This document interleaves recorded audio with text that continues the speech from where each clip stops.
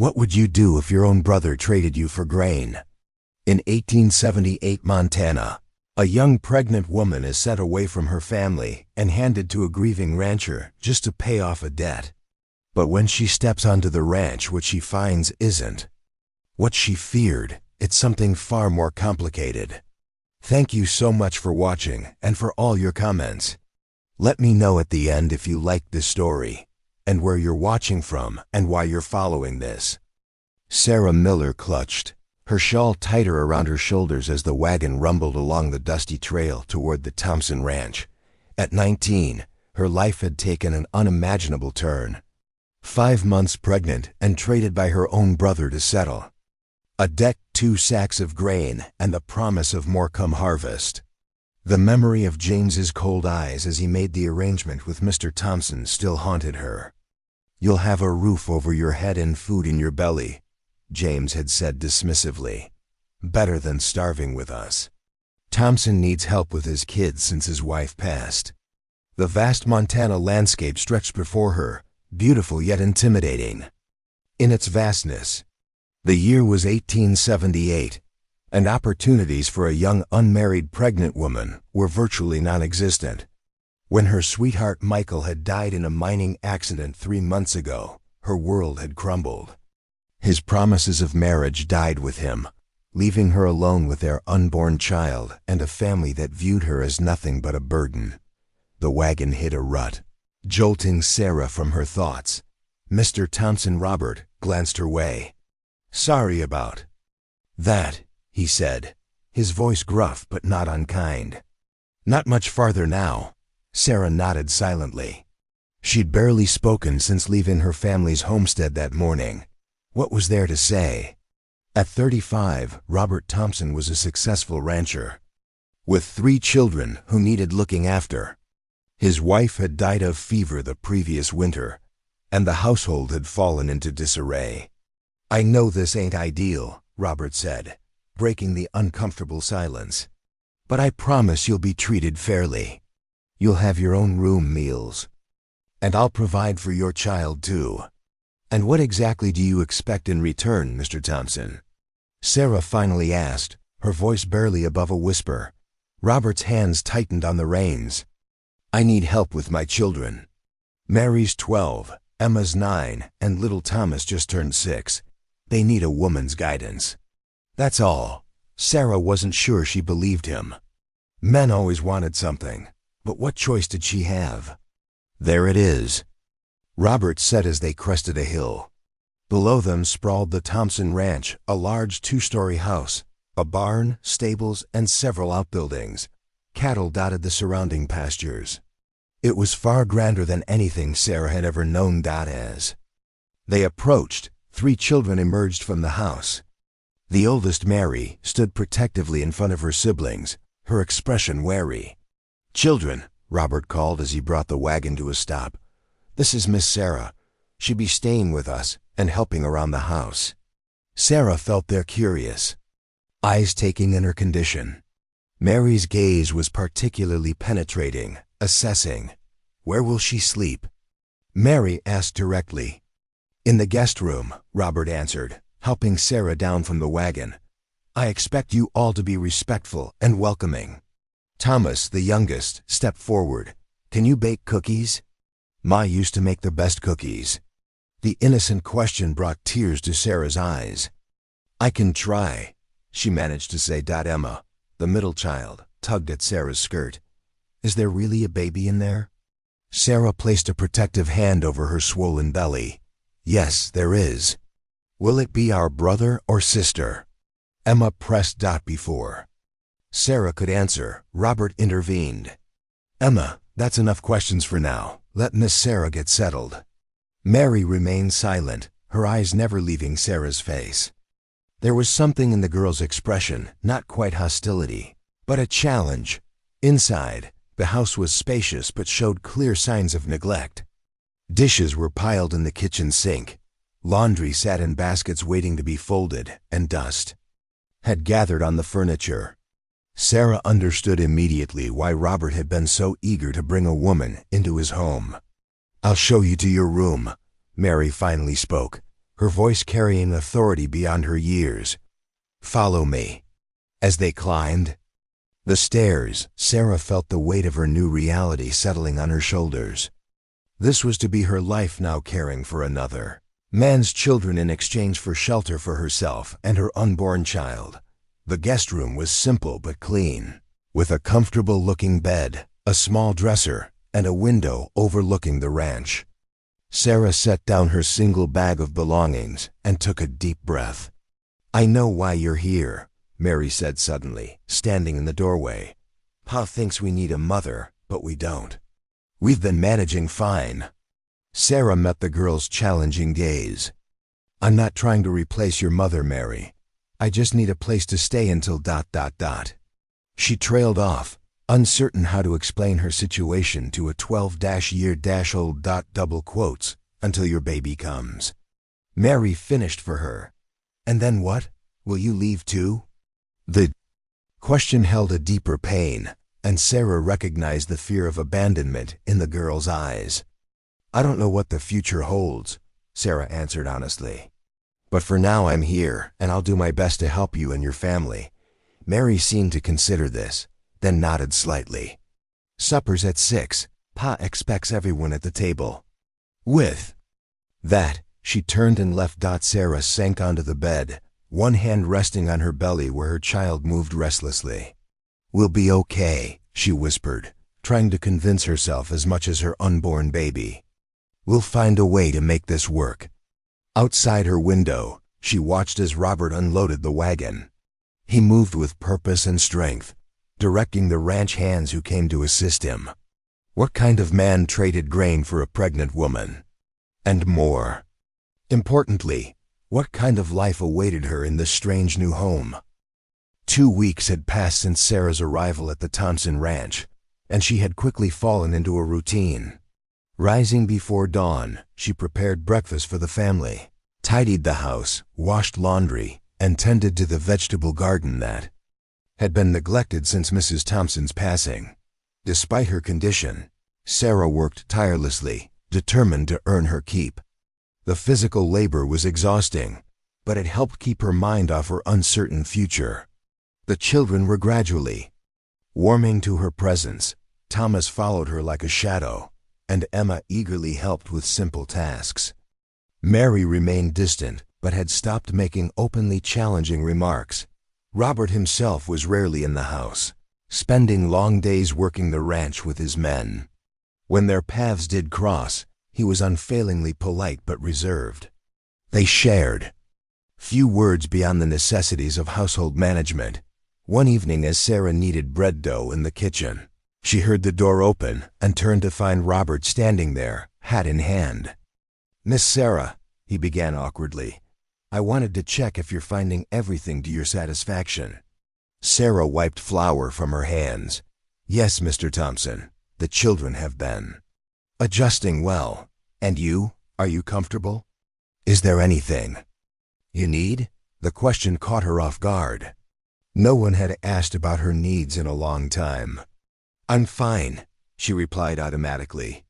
Then, gathering her courage, added, "Though I was wondering if I might have some fabric to make some clothes." "For the baby," Robert nodded.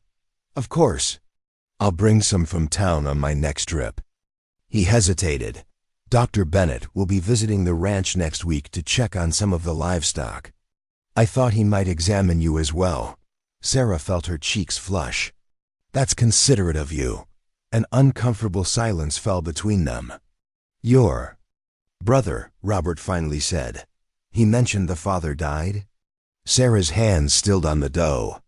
"Yes, a mining accident 3 months ago. I'm sorry." The simple words, spoken with genuine sympathy, broke something in Sarah. Tears welled in her eyes despite her efforts to contain them. "Excuse me," she whispered, turning away. To her surprise, Robert didn't leave. Instead, he moved closer and awkwardly placed a hand on her shoulder. "My wife, Elizabeth," he said quietly. "She would have liked you." She had a strong spirit, too. Sarah couldn't help but look up at him then. His face showed lines of grief and responsibility, but his eyes held kindness she hadn't fully noticed before. "The children talk about her all the time," Sarah said. "She must have been wonderful." Robert's hand fell away. "She was, and they miss her terribly, especially Mary." "Mary blames me for trying to take her mother's place," Sarah observed. "No," Robert shook his head. "Mary blames me for bringing you here. She thinks I'm forgetting Elizabeth." The honesty of his admission surprised Sarah. "Are you?" Robert looked out the window at the setting sun. "I could never forget her. But life moves forward, whether we're ready or not." He turned back to Sarah. "Just like your life is moving forward, even without your young man." Before Sarah could respond, they heard running footsteps and Thomas burst into the kitchen. "Pa, come quick. One of the new colts got out and Jeremiah can't catch him." Robert immediately straightened. "Excuse me, Miss Sarah." With that, he was gone, leaving Sarah to ponder their unexpected moment of connection. Later that night, after the children were asleep, Sarah sat by her bedroom window, sewing by lamplight. She was attempting to alter one of her dresses to better accommodate her growing belly. The peaceful quiet of the ranch at night still felt foreign after the cramped, noisy conditions of her family's homestead. A soft knock at her door startled her. "Yes?" The door cracked open to reveal Mary in her nightgown. "Can I come in?" Surprised, Sarah nodded. "Of course." Mary entered hesitantly and stood awkwardly in the middle of the room. "What are you making?" "Just adjusting this dress," Sarah explained. "I'm afraid I'm outgrowing everything I own." Mary moved closer, examining Sarah's handiwork. "Your stitches are crooked." Sarah couldn't help but smile. "Yes, I'm afraid sewing was never my strength." "I can show you," Mary offered unexpectedly. "Ma taught me before ... She trailed off. "I'd appreciate that very much," Sarah said gently. Mary sat beside her on the bed and took the fabric, demonstrating the proper technique. As they worked together, the girl gradually began to speak. "Pa says your baby will come in the fall." "Yes, around harvest time." Mary's fingers worked steadily. "What will you name it?" Sarah paused. "I haven't decided yet. If it's a boy, perhaps Michael, after his father. And if it's a girl, I don't know." "What do you think would be a good name?" Mary considered this seriously. "Elizabeth is a good name." The suggestion, her mother's name, hung in the air between them, loaded with meaning. "It is indeed a beautiful name," Sarah said carefully. Mary handed the dress back to Sarah. "Ma died because of Thomas." "What do you mean?" "She got sick after he was born. Pa said it wasn't Thomas's fault, but if she hadn't had him, she might still be here." Mary's voice was matter of fact, but her eyes betrayed her pain. Sarah set aside her sewing. "Mary, childbirth can be dangerous, but it wasn't Thomas's fault. And it's not your father's fault either. Are you afraid?" Mary asked suddenly. "Of having your baby?" The question cut to the heart of Sarah's deepest fears. "Yes," she admitted. "I am afraid. But women have been having babies since the beginning of time.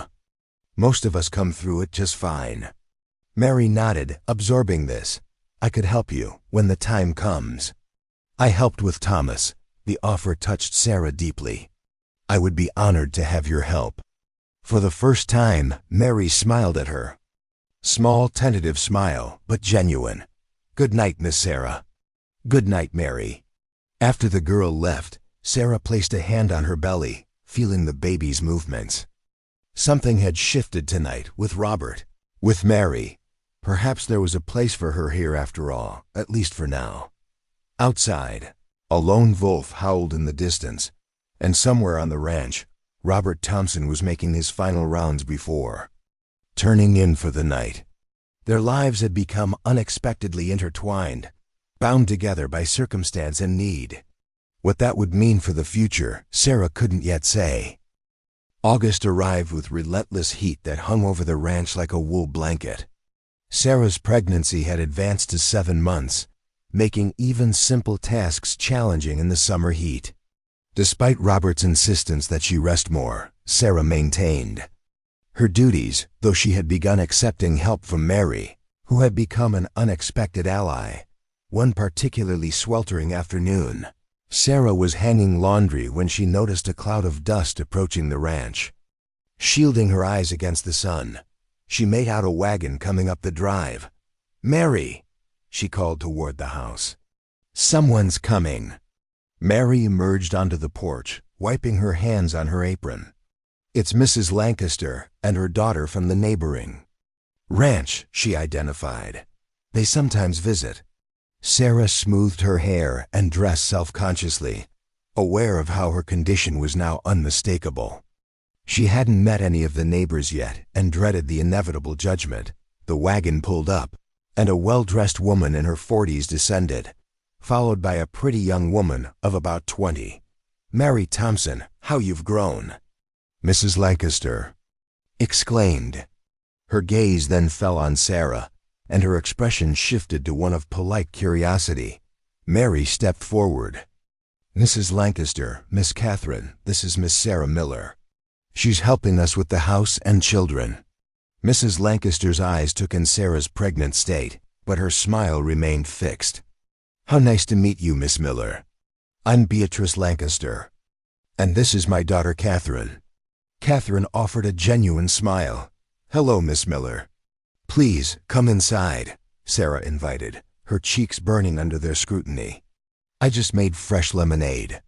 In the kitchen, an uncomfortable conversation unfolded as Mrs. Lancaster delicately probed for information.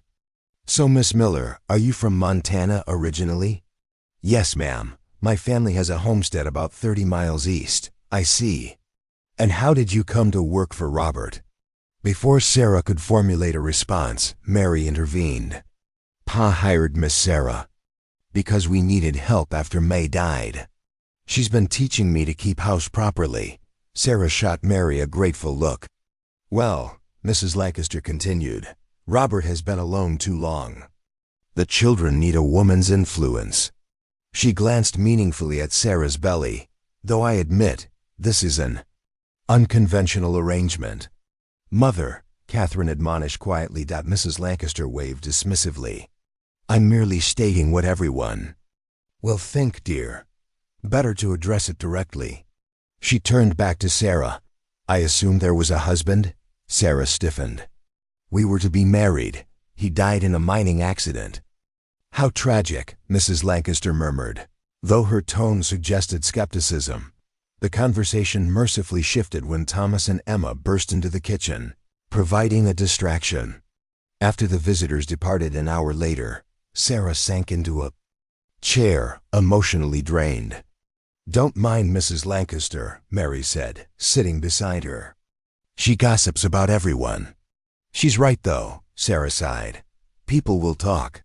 Mary's expression hardened with a maturity beyond her years.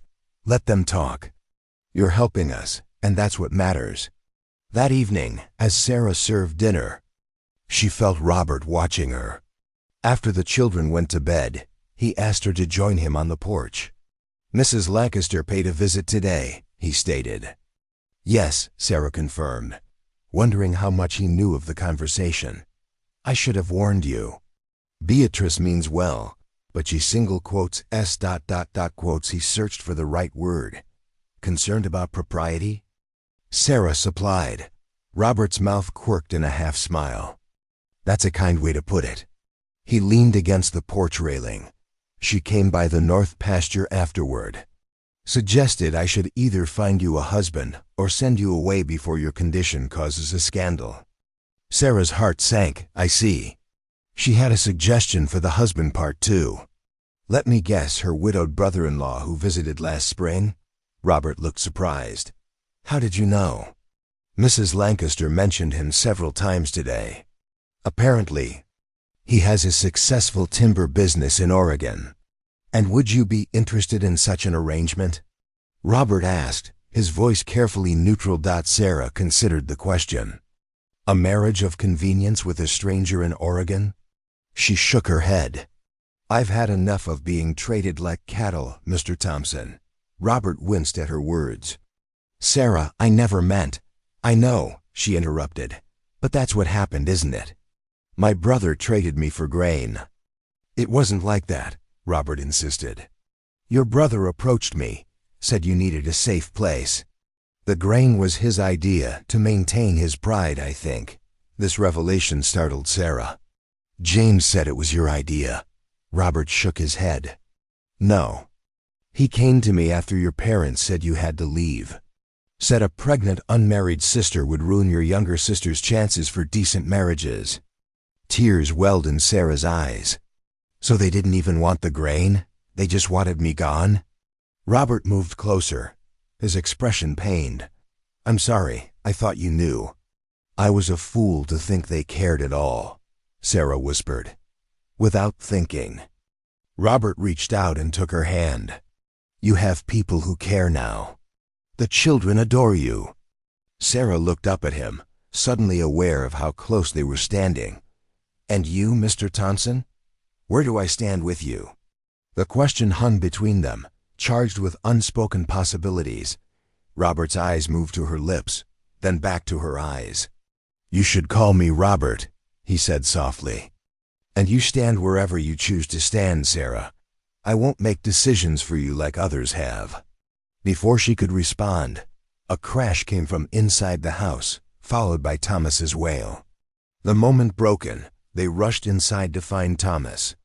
Had fallen out of bed later that night, Sarah lay awake, replaying the conversation with Robert. Something had changed between them, a shift from employer and employee to something not yet defined but undeniably significant. Her baby kicked vigorously, as if sensing her turmoil. What should we do, little one? She whispered, stroking her. Belly, is there a place for us here? Could this become our home? The answer remained elusive, but for the first time since Michael's death, Sarah felt a flicker of hope for her future, and it was inextricably tied to the Thompson family, and their ranch nestled in the Montana wilderness. The first autumn leaves were beginning to turn when Sarah's labor began. It started as a dull ache in the early morning hours as she prepared breakfast, intensifying until she could no longer ignore it. By mid-morning, Robert had sent for the doctor, but with the man attending another birth 20 miles away, they knew they would have to manage alone. Mary took charge with surprising confidence, ordering her father to boil water and prepare clean linens. Emma was tasked with keeping Thomas occupied far from the house, while Mary herself stayed by Sarah's side, timing the contractions and offering comfort. You're doing well, Mary assured her as another pain gripped Sarah, just like May did with Thomas. Sarah clutched the girl's hand. Thank you for being here, Mary. Hours passed in a blur of pain and determination. Outside the bedroom door, Robert paced anxiously, memories of his wife's difficult labor with Thomas haunting him. When Sarah's cries intensified, he found himself praying fervently, something he hadn't done since Elizabeth died. As dusk fell, Mary emerged from the bedroom, her young face solemn. Pa, Miss Sarah is asking for you. Robert hesitated. Is that proper? Mary fixed him with a look beyond her years. She's scared, Pa. She needs someone stronger than me to hold her hand. Swallowing hard, Robert entered the bedroom. Sarah lay against the pillows, her face flushed and hair dampened with sweat. When she saw him, she reached out weakly. Robert, she whispered, I'm afraid. He took her hand without hesitation. You're the strongest woman I know, Sarah Miller. You can do this. Another contraction seized her, and she gripped his hand with surprising force. When it passed, she looked up at him with tears in her eyes. If something happens to me, promise. You'll care for my baby. Nothing's going to happen to you, Robert insisted. Promise me, she demanded. I promise, he vowed. But you're going to raise this child yourself, you hear me? As night deepened, Sarah's labor intensified. Mary proved remarkably capable, recalling details from her mother's births and guiding Sarah through each contraction. Robert remained, supporting Sarah's back and wiping her brow, his presence a steady anchor. Just before midnight, with one final push and a cry that seemed to echo across the ranch, Sarah's baby entered the world.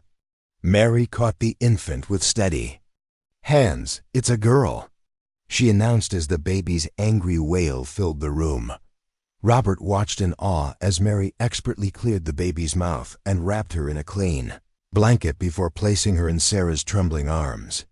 "She's perfect," Sarah sobbed, counting tiny fingers and toes. "Look what Michael and I made." Robert swallowed the unexpected lump in his throat. The sight of Sarah holding her daughter awakened emotions he thought long buried: tenderness, protectiveness, and something deeper he wasn't ready to name. "What will you call her?" he asked softly. Sarah looked up at him, then at Mary, who stood watching with tears in her eyes. "Elizabeth," she said. "Elizabeth Mary Miller." Mary's eyes widened. "After Ma and me?" Sarah nodded. "If that's all right with you both." "It's perfect," Robert whispered, one large hand gently touching the baby's head. "Welcome to the world, Elizabeth Mary." The days that followed brought a new rhythm to the Thompson household. The children were enchanted by baby Elizabeth, with Thomas declaring himself her special protector and Emma constantly begging to hold her. Even Mary embraced her namesake, helping Sarah with feedings and diaper changes. 2 weeks after Elizabeth's birth, Sarah sat on the porch rocking the baby in the autumn sunshine when Robert joined her. He'd been uncharacteristically distant since the birth, spending long hours in the fields and returning only after the children were asleep. "She's thriving," he observed, watching the sleeping infant. "Yes," Sarah agreed. "She's strong."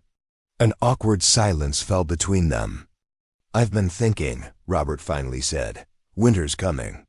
You'll need more permanent arrangements soon." Sarah's heart sank. Was he asking her to leave? "I understand."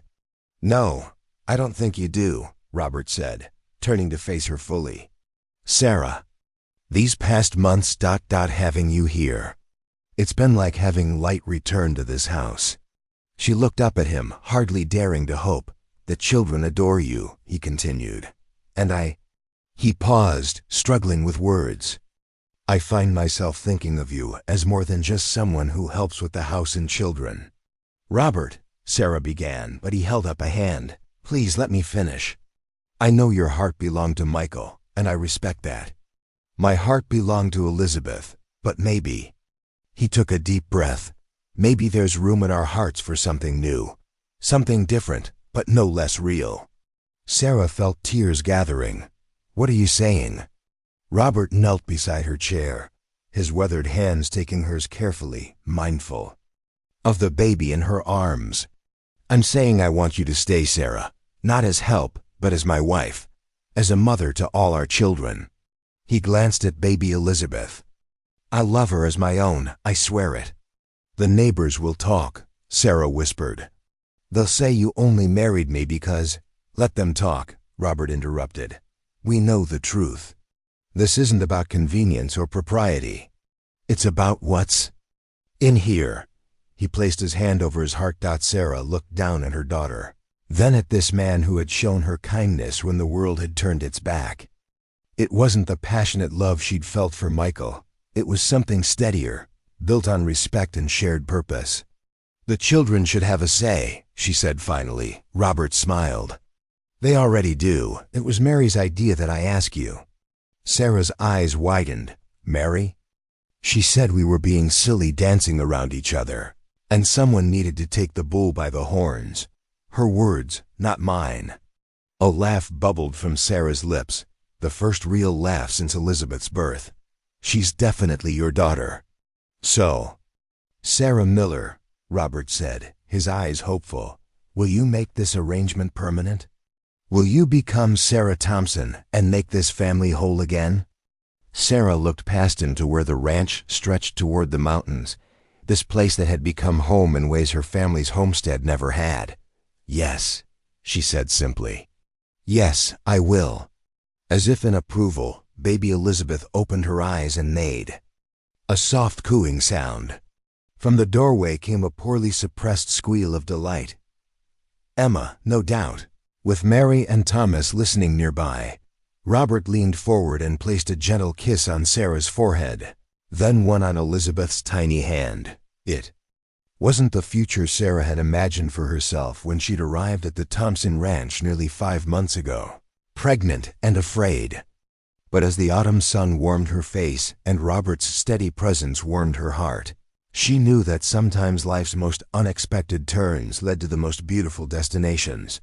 Her brother had traded her for grain, but what she'd found instead was immeasurably more valuable: a home, a family, and a second chance at love.